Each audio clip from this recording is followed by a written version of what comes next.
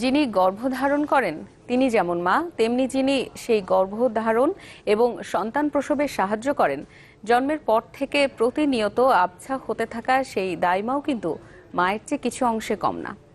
যদিও কালের বিবর্তনে গ্রামের মানুষদের কাছে তাদের কিছুটা পরিচয় থাকলেও শহুরে মানুষদের কাছে ফুরিয়েছে দাইমায়ের প্রয়োজন।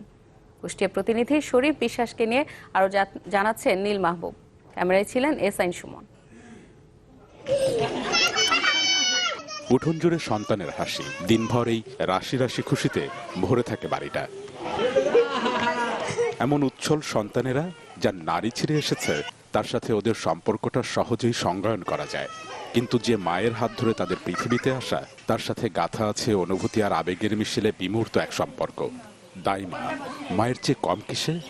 পেটেতে যখন বাচ্চা পড়ে যায় সেখানে আমার খুব আনন্দ লাগে। আমার ছেলেরা যেরকম করতে হবে তারও একরকমের মত করতে হবে, এক মত করে সেই কাজটা করতে হবে, দুই মত করলে তো কাজ হয় না।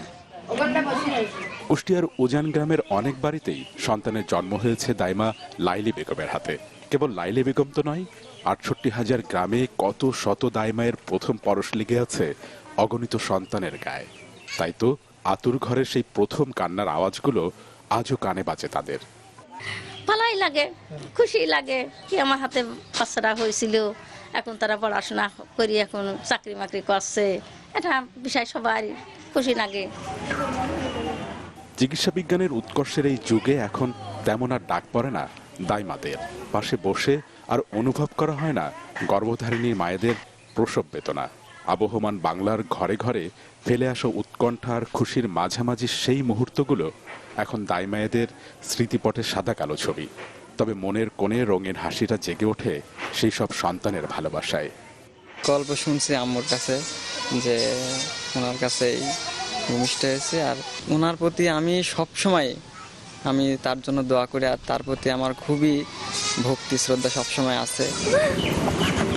প্রশিক্ষিত নাকি অপ্রশিক্ষিত, এই বিতর্ক অথবা বাস্তবতার কাছে দাইমায়ের প্রয়োজন ফুরোচ্ছে বটে, কিন্তু প্রযুক্তিবিহীন সেই সব দিনে মানবতার যে প্রয়োজনটুকু মিটিয়েছিলেন দাইমায়েরা, সন্তান আর সমাজের সেই ঋণটা রয়ে যাবে চিরদিন।